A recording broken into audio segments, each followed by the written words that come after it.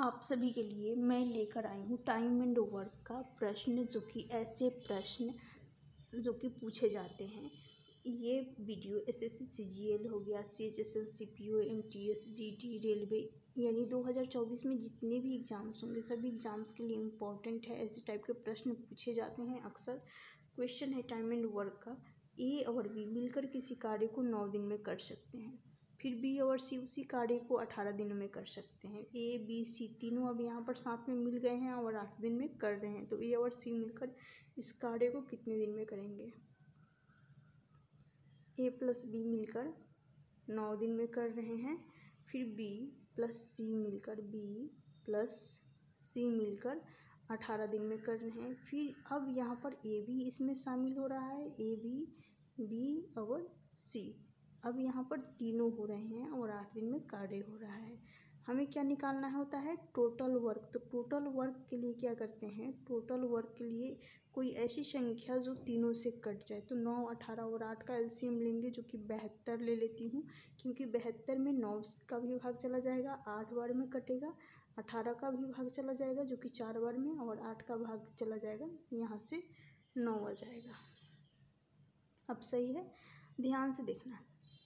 इनकी यहाँ पर ये तो दिनों की संख्या आ गई, डेज, और यहाँ जो आता है ये क्या होता है, इफ़िशियंसी यानी कार्य क्षमता। सही है, मैं देख रही हूँ यहाँ पर यदि तीनों को मिलाकर इनकी इफ़िशियंसी कितनी है, 9 है, राइट। तीनों को मिलाकर इफ़िशियंसी 9 है, तो क्या मैं यहाँ पर देख रही हूँ कि बी और सी की इफ़िशियंसी उठाती हूँ, राइट। बी और सी की इफ़िशियंसी देखना कितना है, 4 है, तो यहाँ पर 4 रखूँगी, और तीनों को मिलाकर यदि 9 है तो ए की इफ़िशियंसी 5 रखना होगा, तभी तो तीनों को मिलाकर 9 होगा। तो ए की यहाँ से क्या हुआ, इंडिविजुअल इफ़िशियंसी पता चल गया है। क्लियर, यहाँ तक ए की इंडिविजुअल इफ़िशियंसी पता चल गया है। अब क्या निकालना है, सी की। तो सी की बात करती हूँ, तो यहाँ पर सी की बात की जाए तो यदि मैं देख रही हूँ यहाँ बी प्लस सी, इन दोनों की इफ़िशियंसी यहाँ से कितना है, 4 है, तो 4 रखूँगी, राइट। इसको अभी देखते हैं बाद में, पहले हमें क्या करना होगा, बी प्लस सी की 4 है तो इसको साइड में रखते हैं। अब आते हैं ए प्लस बी पर। ए प्लस बी की इफ़िशियंसी कितनी है, 8 है, तो यहाँ 8 रखेंगे। ए की, क्योंकि मैं इसलिए ए प्लस बी को ले रही हूँ क्योंकि ए की इफ़िशियंसी तो हमें पता है इंडिविजुअल 5 है, राइट। ए की इंडिविजुअल इफ़िशियंसी 5 है, तो यहाँ पर बी की अपने आप पता चल जाएगा कितना, 3 होगा, तभी तो मिलाकर 5 और 3 8 बन सकता है। क्लियर। तो अब यहाँ से ये भी निकाला जा सकता है कि यदि बी की इफ़िशियंसी 3 है और सी की इफ़िशियंसी और बी और सी दोनों को मिलाकर यदि 4 है, तो इसका मतलब सी की इफ़िशियंसी जो होगी एक होगी। क्लियर। हमें क्या पता चला, ए की इफ़िशियंसी 5, सी की इफ़िशियंसी 1 और बी की इफ़िशियंसी 3। क्लियर। क्या पूछा गया है, ए की इफ़िशियंसी 5 रखेंगे, सी की इफ़िशियंसी 1 रखेंगे, ऐड करेंगे तो यहाँ से कितना आ जाएगा, 6 आ जाएगा, और टोटल वर्क कितना है, 72। तो इसी 72 में किसकी इफ़िशियंसी के साथ, ए की इफ़िशियंसी के साथ और सी की इफ़िशियंसी के साथ डिवाइड करनी है। इन दोनों की इफ़िशियंसी कार्य क्षमता के साथ डिवाइड करनी है, तो काटेंगे तो यहाँ से टाइम निकल कर 12 घंटे का आ जाएगा। अब ये ऑप्शन में नहीं दे रखा है, तो यहाँ पर एक बना लीजिए, यानी ऑप्शन 12 घंटे होगा। ऑप्शन ए इस क्वेश्चन का सही आंसर हो जाएगा। उम्मीद करती हूँ क्लियर हो गया होगा एक एक कंसेप्ट। आगे एक और क्वेश्चन देख लीजिए। बोला गया है ए और बी मिलकर किसी काम को 36 दिन में कर सकते हैं। ये अलग टाइप है, थोड़ा सा अलग हटकर है। बी और सी उसी कार्य को 60 दिन में कर सकते हैं। ए और सी मिलकर इस कार्य को 45 दिन में कर सकते हैं, तो ए अकेले उस कार्य को कितने दिन में करेगा। थोड़ा सा अलग है, बस थोड़ा सा का अंतर है। ए और बी 36 दिन में कर रहे हैं, फिर बी और सी मिलकर 60 दिन में कर रहे हैं, फिर ए यहाँ पर ए और सी है, ए और सी मिलकर 45 दिन में कर रहे हैं। अब ध्यान से सुनना, यहाँ पर इतनी बड़ी संख्या है तो कैसे एलसीएम लेंगे, एलसीएम लेना थोड़ा सा डिफ़िकल्ट हो जाएगा। तो इसलिए मैं क्या कर रही हूँ, यहाँ पर इस 36 का फैक्टर करूँगी। 36 का फैक्टर देख रही हूँ तो 9 और 4 का मल्टीपल बनेगा, सही है। फिर इस 60 का मल्टीपल 12 और 5 का बनेगा। फिर इसका देख रही हूँ तो 9 और 5 का मल्टीपल बनेगा। तो अब मैं इसका किसका, इस 9 का 12 का और इस 12 इंटू 5 का और फिर 9 इंटू 5 का, अब इसका एलसीएम लेंगे। आसान हो जाएगा, ऐसे ही करके देखिएगा, जब भी बड़ा डेटा आ जाए तो ये आसान बन जाता है एलसीएम लेना। तो यहाँ से क्या लेंगे, 9 ले लेंगे, इसमें 9 है तो 9 लेंगे, फिर इसमें भी है तो एलसीएम में क्या लेंगे, 9 ले लिए। उसके बाद क्या ले लेंगे, 4 ले लेंगे, उसके बाद 5 ले लेंगे। अब यहाँ पर 12 नहीं लेंगे, क्यों, क्योंकि यदि वैसे भी 12 लेती हूँ यदि, राइट, तो 12 का फैक्टर करूँगी, 4 और 3 का मल्टीपल बनेगा। तो 4 ऑलरेडी यहाँ पर है ही, क्योंकि इसको लेने से हो गया। यहाँ पर भी तो 9 2 बार था तो 9 को एक ही बार लिए, उसी प्रकार यहाँ पर 4 है और 12 में भी 4 है तो एक बार ले लेंगे तो हो जाएगा। क्लियर। तो अब यहाँ पर समझ में आ गया होगा कि 4 को क्यों नहीं लिए, क्योंकि कॉमन है दोनों में। फिर 9 को देख रहे हैं, 3 और 3 का मल्टीपल बन रहा है, कितने का, 3 और 3 का मल्टीपल बन रहा है, राइट। तो 12 में एक 3 अवेलेबल, सॉरी हाँ, 12 का एक 3 9 में अवेलेबल है, एक ही 3 तो है 12 में, तो यहाँ पर अवेलेबल होने के कारण सही है, इसमें भी 3 को छोड़ देंगे, तो यानी 12 को साफ छोड़ देंगे क्योंकि 4 और 3 के मल्टीपल में बनेगा। तो अब मैं देख रही हूँ यहाँ पर जो आएगा क्या आएगा, इफ़िशियंसी, जिसको बोला जाता है कार्य क्षमता, इनकी कार्य क्षमता यहाँ लिखा जाएगा।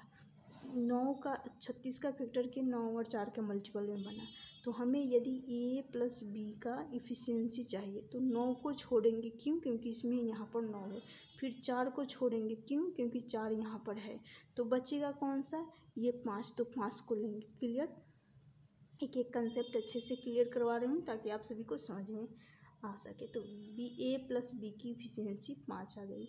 फिर अब मैं इसमें चल रही हूँ 12 और 5 का मल्टीपल, तो सबसे पहले 5 तो छोड़ेंगे ही छोड़ेंगे, और फिर जैसा कि बताई हूँ कि 12 का फैक्टर 3 और 4 के मल्टीपल में बनेगा, और 9 यहाँ पर है तो 9 का 2 टुकड़ा हुआ 3 और 3 का, तो 4 छोड़ेंगे, 5 तो छोड़ ही चुकी हूँ, फिर इस 3 को छोड़ूंगी, तो 4 और 3 का मल्टीपल 12 बन रहा है, तो यहाँ से 12 को 12 है, सॉरी इसमें 12 है राइट। तो इसलिए इस 12 को छोड़ देंगे क्योंकि यहाँ से भी तो 12 बन रहा है, तो 12 को छोड़ेंगे तो बचेगा कौन सा, सिर्फ और सिर्फ 3 बचेगा, राइट। कैसे 3 बचेगा, एक्सप्लेन कर चुकी हूँ। तो यहाँ से 3 ले लेंगे, यहाँ से इनकी इफिशियंसी 3 हो गई। अब मैं इसमें चलती हूँ, 45 का फैक्टर के 9 और 5 का मल्टीपल में बना, तो बटा, तो 5 को छोड़ेंगे और 9 को छोड़ेंगे, तो साफ दिख रहा है कि यहाँ पर 4 बचेगा, तो 4 ही लेंगे, किसकी, ए और सी की इफिशियंसी। तो यहाँ 4 आ गई। अब हो गया क्लियर। देखना यहाँ ए 2 बार आ रहा है, बी भी दो बार आ रहा है और सी भी 2 बार आ रहा है, यानी दोनों वेरिएबल्स 2 बार आ रहे हैं। तो 2 को कॉमन ले लेती हूँ और ब्रैकेट के अंदर ए बचेगा, बी बचेगा और साथ के साथ सी बचेगा, और इस साइड बराबर के इस साइड इनकी इफिशियंसी होगी 5 और 3 8 और 4 12। तो क्या मैं एक तरह से यहाँ से देखना, 2 से काटेंगे 6 आएगा, कहने का मतलब है ये 6 जो कि हो जाएगा ए प्लस बी प्लस सी, इन तीनों की इफिशियंसी 6 निकल कर आ गया। क्या पूछा गया है, ए की भी इंडिविजुअल इफिशियंसी पता करना है, तो उससे पहले हमें बी और सी की इफिशियंसी देख रही हूँ कितना है, यहाँ पर ए को छोड़कर बी और सी की इफिशियंसी देख रही हूँ तो कितना आएगा, यहाँ से 3 रखेंगे, राइट। समझ में आ रहा होगा 3 क्यों रखेंगे, क्योंकि यहाँ से इफिशियंसी निकाली हूँ, 3 रख रही हूँ। तो ए की इफिशियंसी अपने आप 3 हुआ, क्यों, क्योंकि ए बी सी तीनों को मिलाकर 6 है, तो यदि मैं बी और सी की इफिशियंसी निकाली हूँ तो 3 आया है, तो अपने आप 3 बन जाएगा ए की इफिशियंसी, क्योंकि तीनों को मिलाकर 6 है।